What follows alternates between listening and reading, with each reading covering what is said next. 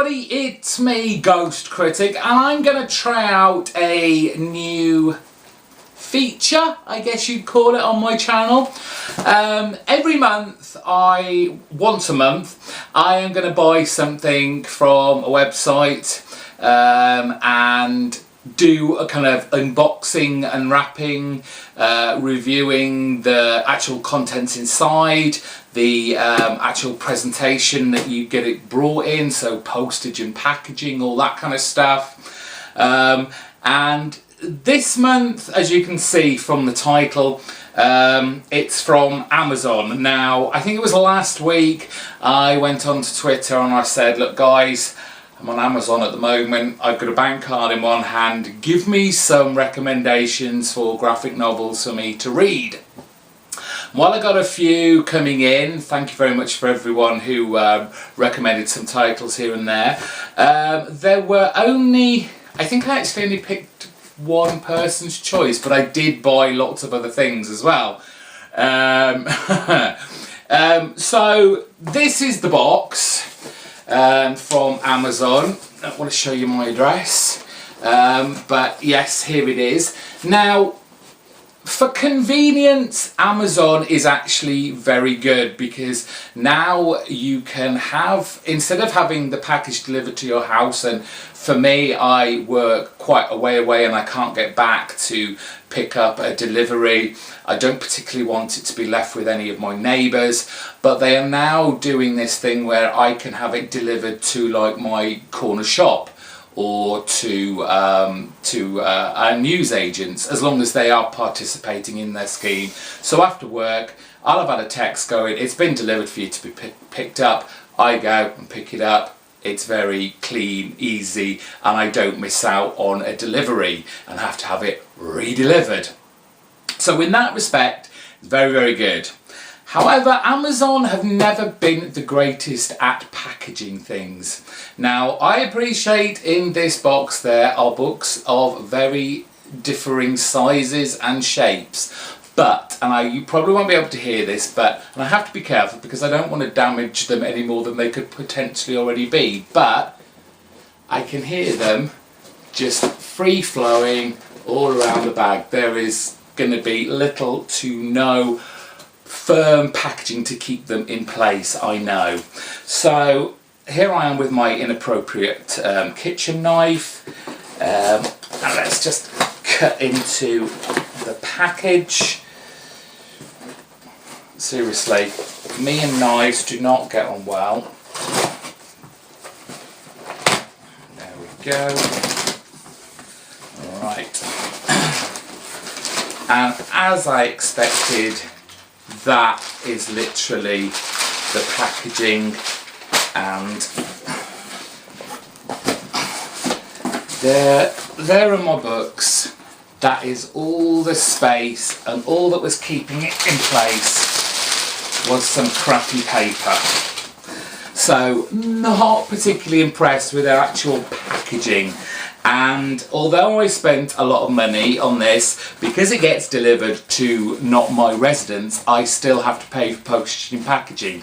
Despite the fact if I had it delivered to my home, that would not have been the case. Now, on to the books.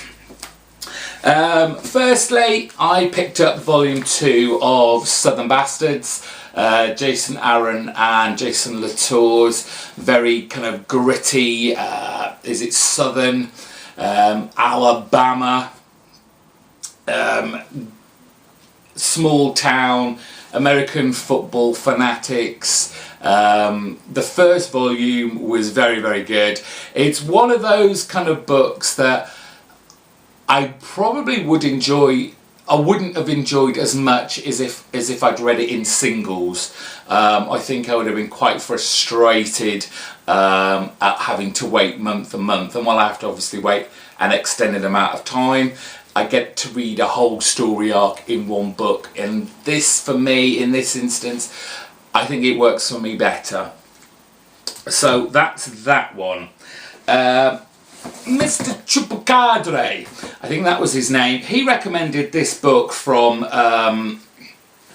from Dark Horse, which I'd actually never heard of before. Amazon had a little kind of icon look inside so I could check what it was like inside, and it looked really nice, and I didn't actually realise it was this big a book.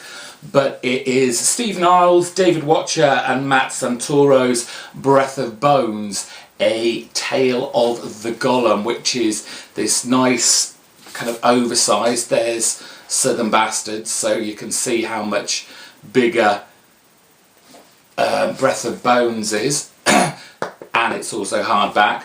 And it's all done, hopefully you can see that. All done in black and white, pencils and inks, and it does look a very interesting and intriguing read. It's about, I think it's about a British pilot that crashes within kind of Jewish territory, and obviously there's golems involved. But it looks really good, and it really kind of went, oh, that sounds quite interesting. So thank you to, I'm sure it's Mr. Chupacadre, for recommending that one to me. Now, this one was a bit of a steal. It was in their kind of clearance warehouse section on Amazon, which was fortunate because I'd never heard of it before. But Tim Howlermouse had seen that I'd been picking up a lot of kind of Alan Moore stuff regarding like top 10 and Strong.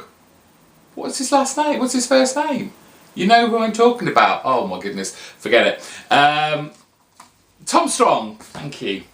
And so he recommended this, which is Top 10 the 49ers, and I think this is kind of like a prequel to the actual series, and he kind of got me interested in this because it was something that he didn't expect to like as much as he did. I think he said it's more emotionally packed than he expected.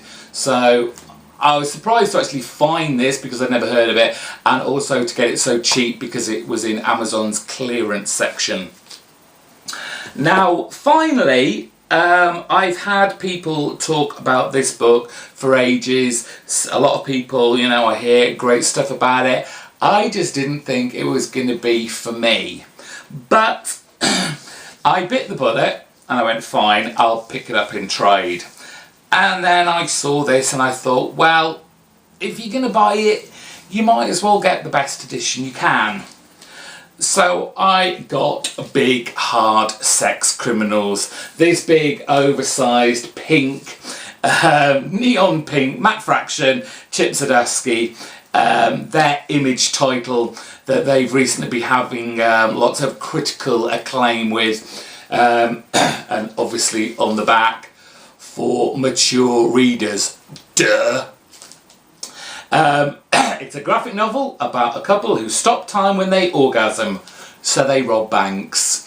Let's see how I feel about this. But fortunately, looking at the books and the condition, giving the terrible packaging that Amazon do, none of the books seem to have any damage to them, which is great. You know, it's all very well getting these really cheaply off Amazon than you would in your own comic book store, but you still expect them to come in, you know, perfect condition. You're still spending your hard-earned cash. So that was excuse me, that was my August Amazon comic book haul unboxing video. I'm going to be looking at websites over the next couple of weeks, and then we'll have a look and see what I can buy for maybe a September feature. I'll try and obviously not make it Amazon. We want to try something else out. If you know of any great websites that you go to, try to keep them UK based, because I don't particularly want to have to pay the shipping from America to the UK, which can often be as much as the actual product you're buying. So UK guys and girls out there, if you're watching, if there's any websites that you use where you buy anything comic book related and have had either a good or a bad experience with it, let me know and I'll go and have a look and see if there's anything I want to buy on there. and we'll see how it goes from there. Until next time then, bye bye.